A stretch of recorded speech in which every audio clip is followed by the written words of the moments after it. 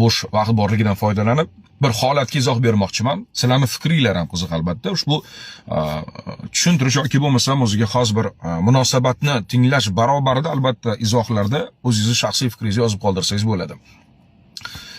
So'nggi vaqtlarda menga kelib tushayotgan arizalar, murojaatlarni bir tahlil qildim, analiz qildim.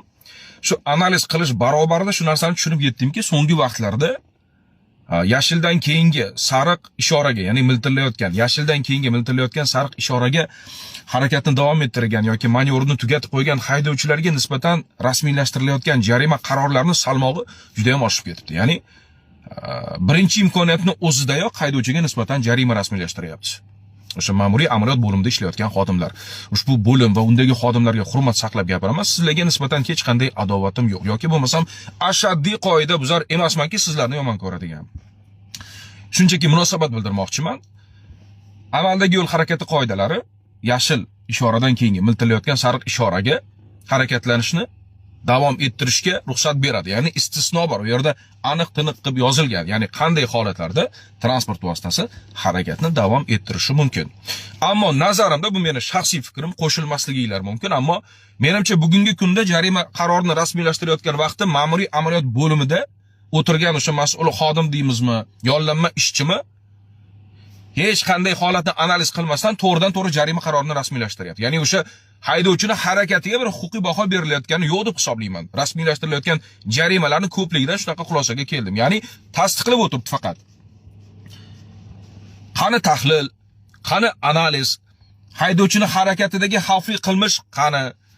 Deylik, haydovchi miltillayotgan sariq ishorada harakatni davom ettirdi. U to'xtay olmadi. Harakatni davom ettirdi. U sun'iy tirbandlikni yuzaga keltirmadi. Harakat xavfsizligiga tahdid solmadi. Avariyaviy holatni yuzaga keltirmadi. Savol: agar u hech kimga zarar yetkazmay, xavfsiz harakatlanib, avariyaviy holatni, sun'iy tirbandlikni yuzaga keltirmasdan manyovrni davom ettirib tugatib qo'ygan bo'lsa, unda nega uni jazolash kerak? Nega unga nisbatan ma'muriy jarima qo'llash to'g'risidagi qaror rasmiylashtirilishi kerak? Qani uni xatosi? Biz maqsadlarni aniqlab olishimiz kerak. Yo muttasil jazolab bezdirishimiz kerak haydovchilar hamjamiyatini, yo tarbiyalashimiz kerak. Haydovchi ham menimcha yo'l harakati qoidalarini yaxshi biladi. Qolaversa chorrahaga o'rnatilgan svetoforlar, men bilishim bo'yicha, men o'qigan manbalarda chorrahaga o'rnatilgan svetoforlar, turli xil yo'nalishlarni tartibga soladigan chorrahalarda o'sha svetoforlar ma'lum bir interval asosida ishlaydi. Ya'ni menga qizil ishora yonishi bilan yoki sariq miltillashi bilan narigi tomonga yashil chiroq yonmaydi. Menga taqiqlovchi qizil ishora yonishi bilan qayerdadir 3 sekund, qayerdadir 5 sekund, qayerdadir hatto 7 sekundlik interval bilan yonadi svetofor. Ya'ni ruxsat beruvchi yoki taqiqlovchi nimaga? Chorrahaga kirib qo'ygan ana bu boyaqish chorrahani tezroq bo'shatsin yoki bo'shatishga ulgursin. Agarda interval bo'lmasa, eng yirik yo'l transport hodisalarining o'chog'i o'sha chorraha bo'ladi. Yo shahardagi eng noto'g'ri chorraha o'sha bo'ladi. Ya'ni interval bor. Menga taqiqlovchi ishora yonishi bilan narigi tomonga ruxsat beruvchi ishora 3, 5, 7 sekunddan keyin yonadi. Nimaga? Chorrahaga kirib qo'ygan. Men shunaqa tahlil qilaman. Chorrahaga kirib qo'ygan haydovchi chorrahani bo'shatishi shart. Lekin nima uchun bugun hech kimga xavf tug'dirmagan, avariyaviy holatni sodir etmagan, sun'iy tirbandlikni yuzaga keltirmagan, harakat xavfsizligiga tahdid solmagan haydovchiga nisbatan ma'muriy huquqbuzarlik ish yuzasidan jarima qarori rasmiylashtirilyapti? Buni zarurati yo'q-ku. Jarima rasmiylashtirmasangiz ham bo'ladi-ku. Axir haydovchi qo'pol qoidabuzarlikni sodir etgani yo'q-ku. Uni harakatlari hech kimga xavf tug'dirmadi-ku. U harakat xavfsizligiga tahdid solmadi-ku. U avariyaviy holatni keltirib chiqarmadi-ku. Nega jazolayapsiz uni? Nima sababdan? Nega qo'li quruq baravar yonish kerak? Bizda tushunmayman. Nima uchun qonunlarni faqat shu nima desam bo'ladi? Zarariga ishlatamiz. Nimaga o'zi shundoq ham mukammal qonunlarni xunuk tomondan ko'rsatamiz odamlarga? Ko'rib qo'y, bu juda ham nima desam bo'ladi? Shafqatsiz hujjat, bu shafqatsiz qonun, bu faqat jazolash uchun yaratilgan deb ko'rsatamiz. Axir har qanday qonun manfaatida istalgan qonunni ko'taring, uni preambulasi, ya'ni boshida albatta inson manfaatlari haqida gap ketadi. Inson xavfsizligi, inson hayoti, inson manfaatlari. Qonundan ko'zlangan maqsad aslida ezgulik, ammo uni mana shunday noto'g'ri ishlatilishi yoki uni noto'g'ri qo'yilishi, noto'g'ri talqin qilinishi, odamlarga xunuk qilib ko'rsatilishi qanchalik to'g'ri amaliyot men tushunmayman. Jarima to'lashga tayyormiz, to'layapmiz agar qayerdadir qo'pol qoidabuzarlik sodir etgan bo'lsak, ammo mana bunday zarurati bo'lmagan paytlarda jarima qarori rasmiylashtirmaslik ham mumkin-ku. Yo nima? Qo'li quruq baravar yonish kerakmi? Yo qonunlarimiz shu faqat muttasil 24/7 faqat jazolash kerakmi? Ertalab turib 100 qo'lni yuvib, hatto choyga o'tirmasdan, ya'ni nonushta qilmasdan turib, ayrim odamlar telefonni ochib, jarima keldimi yo'q tekshirar ekan. Bu hayot mazmuniga aylanib qolibdi. Ya'ni jarima keldimi, kelmadimi? O'zi qoida buzmagan. Shunaqangi bir ichki ishonch bo'ladi. Ammo mana shunday bahsli jarimalar ko'pligidan balki kelib qolgandir deb ham tekshiryapti odamlar. Kim biladi, balkim yozib yorgandir deb. Men bilmadim, jarimani tekshirish, jarima keldimi yo'qmi degan bir xavotir bilan yashash, bundan boshqa tashvishlarimiz ham bor-ku demoqchiman. Bundan boshqa o'y tashvishlarimiz, rejalarimiz bor-ku. Faqat umrimizni mazmuni jarima to'lashdan iborat bo'lish kerak emas. Aynan mana shu yashildan keyingi miltillayotgan sariq ishoraga rasmiylashtirilayotgan jarima qarorlari boshqatdan bir isloh qilinishi kerak. Nima uchun chiziqlar uchun jarimani bekor qildik? Nimaga? Chunki reglament asosida chiziq chiza olmadi. Mas'ul organ ham, tadbirkor ham eplab chiza olmadi. Qaytanga jazo uchun atayin noto'g'ri chizish holatlari ham kuzatildi. Bu isbotlandi, internetda mana videolari bor. Mana bu miltillayotgan sariq ishoraga harakatlangan holatni ham bir tahlil qilinglar. Xavf bormi u yerda? Haydovchi kimnidir manfaatlarini buzdimi yoki yo'l harakati qoidalarini qo'pol buzib, qanaqadir oqibatga sabab bo'ldimi bir tahlil qilinglar. Endi kelgandan tasdiqlamasdan, tushunaman, bu yaxshi narsa tasdiqlash. Lekin bu haydovchilar hamjamiyati ham odamlar-ku, ya'ni ular ham qaysidir ma'noda foydali hamjamiyatda, ya'ni haydovchi bo'lmasa juda katta bir biznes, katta bir infrastruktura o'ladi agar haydovchi rulga o'tirmasa, qanaqadir boykot e'lon qilib, bo'ldi men mashina boshqarmayman deb o'tirib oladigan bo'lsa, bu ham qanaqadir rezonans keltirib chiqaradi. Ya'ni juda ham katta infratuzilmaga bir zarba bo'ladi. Lekin nega buni hech kim hisobga olmaydi? Shu haydovchi faqatgina qanaqadir bir katta bir hamyonni eslatish kerak. Shu charimli, juda ham bir chidamli bir hamyonni eslatish kerak. Ichi to'la pul bir hamyonni eslatish kerak. Yo'q, u ham individ alohida, u ham yashaydi, u ham qanaqadir o'ziga xos prinsiplari bor. Endi faqat jazolash bo'ladigan bo'lsa, bu faqat odamni bezdiradi va kayfiyatni tushirib yuboradi. Bundan boshqa qanaqadir izhod, natijani ko'rmayapman. Bu jonli efir orqali men mana shu holatga aniqlik kiritmoqchi edim.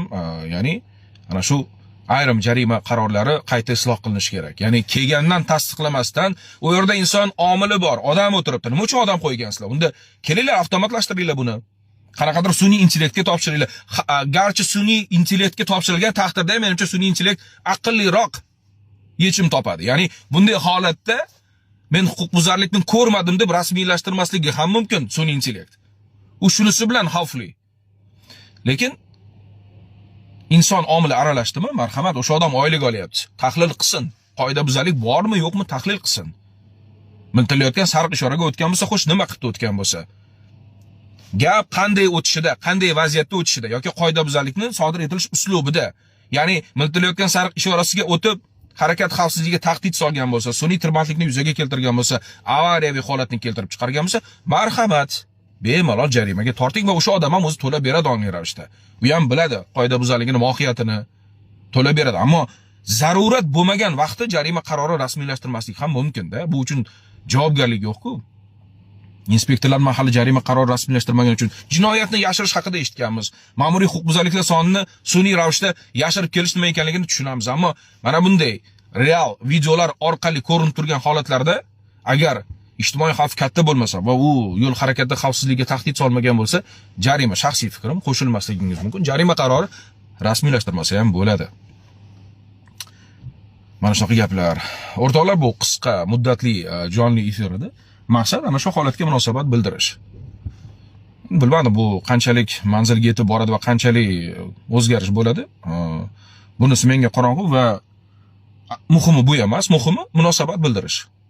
Ko'pchilik yetib bormaydi gaplarimiz, foyda bo'lmaydi deyishadi. Yo'q, yetib borish, bormasligi, foyda berish, bermasligi ikkinchi masala. Bu sizning munosabat bildirishingiz eng muhimi. Siz ana shu holat bo'yicha bir sog'lom hech kimning manfaatlariga zarar yetkazmasdan munosabat bildirishingiz eng muhim narsa. Tak. Yo'q, savollarga javob bera olmayman, chunki bu savol javobli jonli efir emas edi. Men shunchaki munosabat bildirdim. Agarda mana shu holat bo'yicha sizda ham qanaqadir fikr bo'ladigan bo'lsa, munosabat bo'ladigan bo'lsa, taklif bo'ladigan bo'lsa, marhamat. Jonga tegdi bu ish taraflari. Ish taraf to'laymi? Yo oila bola chaqamni og'zini tichib qo'yaymi? Mashqqa keldi-yu. Menga nimaga baqirasiz? Men ham oddiy bir oylikka ishlaydigan ishchi bo'lsam, appga qo'l qo'yib bering. Teraping kelgan bo'lsa, mendan ayb. Mendan alamingni olasan. Meni o'zimga ham bu oy 4 ta ishtirab kelgan bo'lsa, men dardimni kimga aytay? 6-uy hamimada? Mana mashqamasi bizga aka. Ha, sizlarga. Shunda appga qo'l qo'yib yuboring.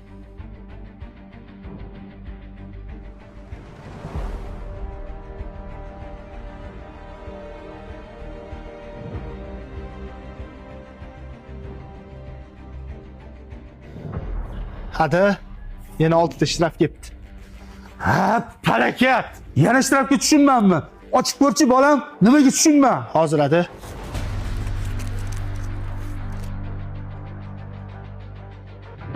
Nima ishtirokli ekan bolam? 4 ta palasi 2 ta remanga tushibsiz hadi. Ha, bu bolam meni ko'zlarim yaxshi ko'rmasa, qalasiga deysanmi? Ha, remen taqsam, meni yuragim operatsiya bo'lgan. Meni bo'g'adi-ku. Uni siz bilan men bilamiz hadi. Menimcha bu kamerani qo'ygan tadbirkorlarga bunaqa narsalarni qizig'i bo'lmasa kerak. Ularga qizig'i yo'q deysanmi? Bu yoqqa yur. Men senga bitta narsa ko'rsataman. Mana, xaladilnikni ko'r, ichi bo'm-bo'sh. Oddiy xalq nima qilsin? Ishtirok to'lasinmi, yo'q qonuni to'g'atsinmi? Ayt menga, ayt. Hadi, o'lib ketsin shu ishtirafi. Bir amallab to'layr bizni. Siz asabiylashmay unaqa, sizga mumkin emas-ku. Qanaqdir asabiylashmay bolam. Uyda gaz yo'q, limit qo'yib qo'ygan. Svet yo'q, limit qo'yib qo'ygan. Bu rasxodlardan qanaq turamiz bolam? Ish oldingi jumada o'zi aytib beramiz dedik, vaqt bo'lmaganligi uchun bu jumaga surildi.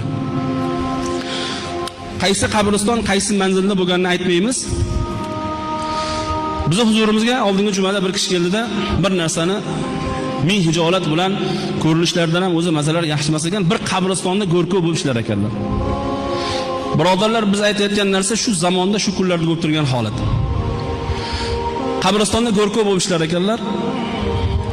Qorika bir ayolning qabri ochildi.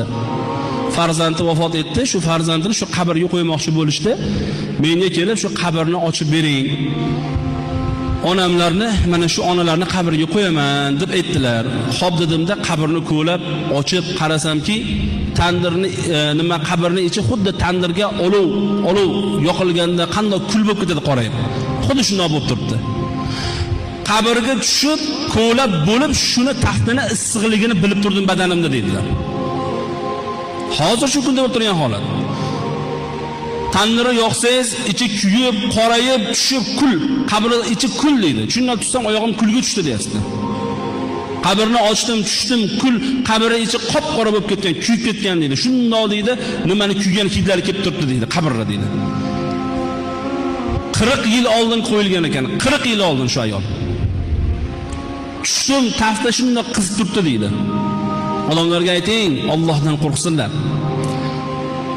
Bildik bu ayol davlat ishida katta rahbar bir lavozimda ishlab, odamlarning musibatida qolgan ayol ekan. Ya'ni odamlarga ko'p zulm qilgan ayol ekan. Bildik. Birodarlar, odamlarga zulm qilayotganlar. Odamlarga